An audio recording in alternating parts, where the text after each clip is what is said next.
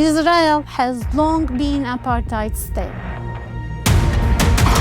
Israel, at the beginning, wants African countries to give support to Israel without any question.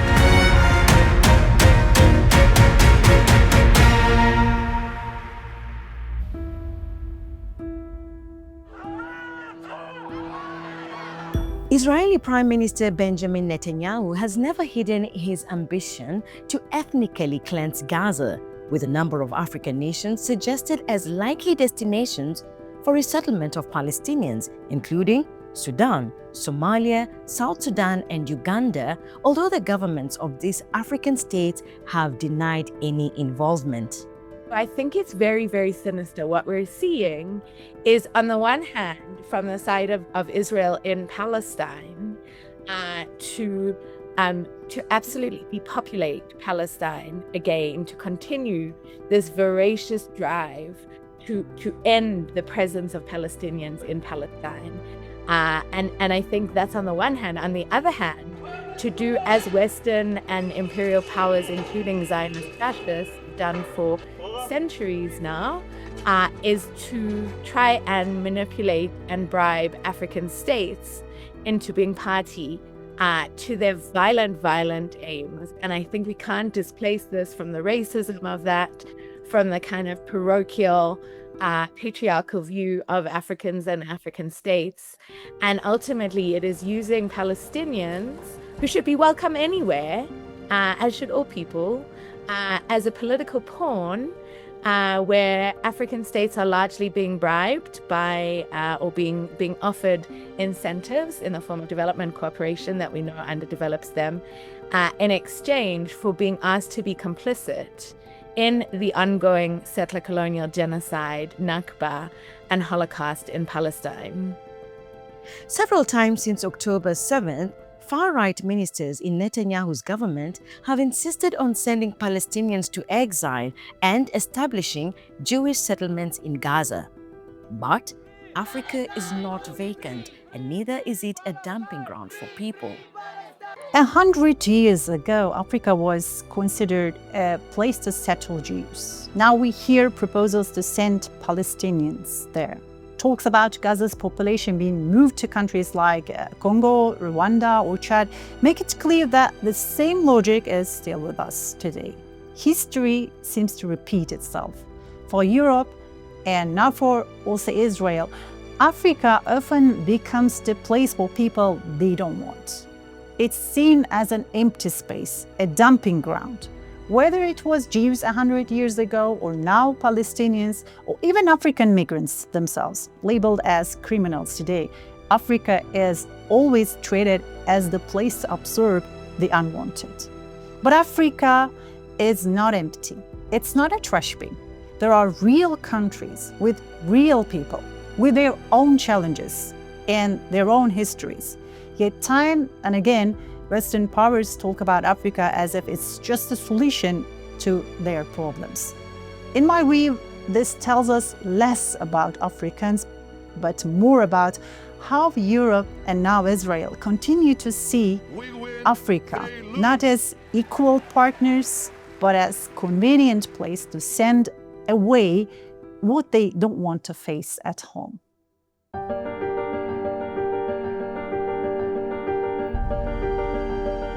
But just how is Africa important to Israel?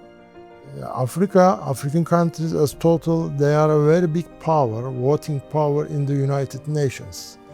If you become front of African countries, so you had a very good chance in United Nations. So Israel, at the beginning, wants African countries to give support to Israel without any question. Okay? This is one of the actually real targets of Israel. The second one is Africa has a very strategic, the raw materials like uranium. And Israel is a nuclear power. So there is a race actually in the nuclear raw materials. And Africa is providing a good chance for the rare raw materials like uranium, lithium, and others, cobalt, etc. There are many hundreds of raw materials in African countries. That's why these raw materials are very strategic for technology companies of Israel. Of course, Israel wants to establish a good image and good relations with African countries to get access to these raw materials. Okay. And the third, Israel, as I said before, using the Islamophobia as a key weapon to get sympathy of African countries or to establish relations with African countries, because terrorism and armed groups are a reality of the African countries. So they need training programs, they need some advanced military technologies, advanced military weapons, etc. So Israel is actually giving chance to African countries to transfer this technology. For example, Israel always wants to be in the African Union, okay, as a observatory status. So this also created division in African Union. Some countries supported Israel, some countries against this position.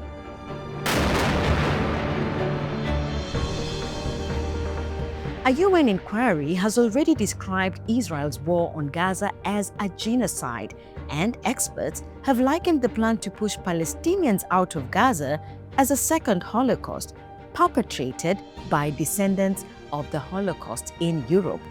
My family came from Poland, including the Warsaw Ghetto, and from parts of Latvia, Lithuania, and Berlin in Germany.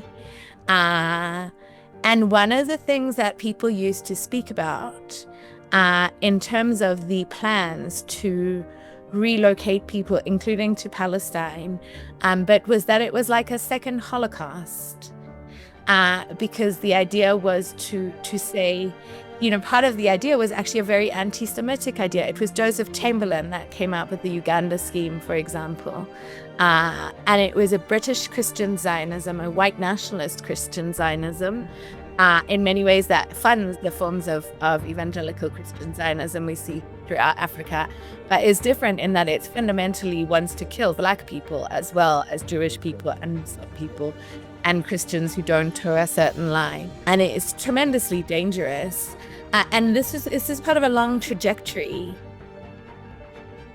Israel's treatment of Palestinians has been labeled as apartheid, with comparisons made to the system of oppression and domination previously witnessed in South Africa.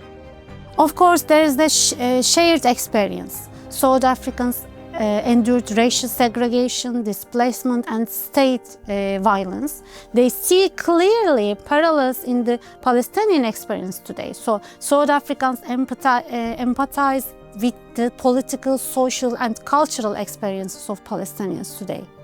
And they drove explicit parallels between their own past and Palestinian experience today. The Bantustan system is often compared to the fragmented areas, enclaves of occupied Palestinian territories. And just as Black South Africans were relegated to second-class citizenship, they saw that Palestinians today are described as enduring a similar condition with them. They also too were displaced, their villages burned, their resources seized, and this historical similarity forms the basis of solidarity. And there is also symbolic ties, such as Nelson Mandela always remembered the Palestinian people in struggle for freedom.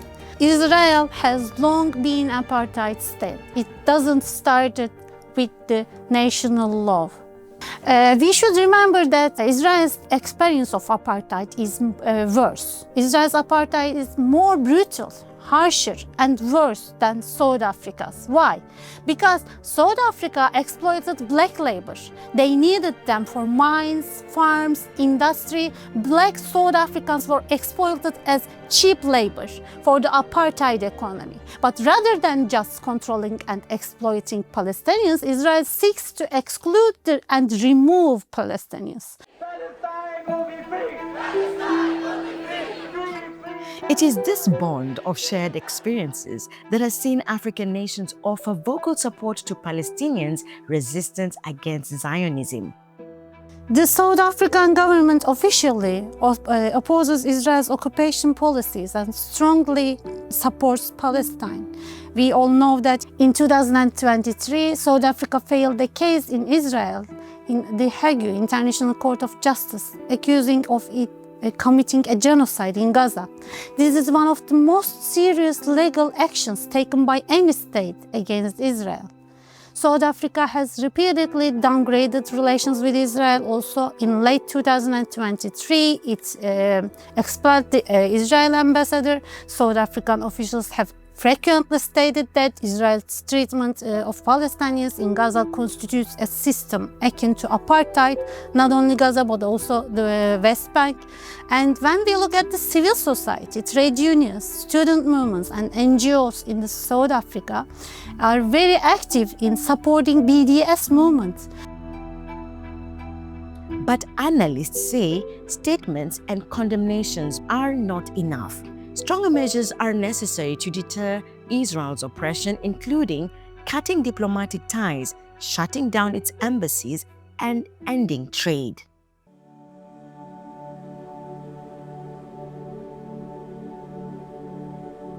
Let's be very serious about where we are in this picture, right?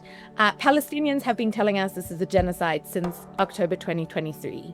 800 genocide scholars signed a letter, and I was one of them, and I'm proud to say that I am, in, I think, early November 2023, saying this is a genocide. We have had Palestinian organizations like Al-Haq saying this is a genocide. We have had all major international human rights organizations saying this is a genocide. And most recently, we've seen the ICJ, of course, say this in December 2023, that there is the Genocide Convention that states are failing to uphold their duties to prevent and punish genocide, right? And now, significantly, on the 16th of September, we saw a report from the UN Independent International Commission of Inquiry into Occupied Palestine, which does the meticulous, it's a 72-page report, and it does the meticulous work of showing and proving that Israel has committed 4 out of 5 counts of genocide, right? It is guilty of genocide. What that means is that it is in violation of the Genocide Convention. What that means is that all states in the world have a duty to uphold their duty to prevent genocide, to punish it where they see it happening, right? So that's the kind of context. It's not a choice, it's a duty, right? And I think that's, on the one hand, is the kind of push side. Do states really want to see a embassy of genocide in their states? Do states think about the consequences for their populations of having a militarized genocidal embassy that is deeply racist, that is deeply anti-Black, that is genocidal, in the presence on your shores? It is dangerous.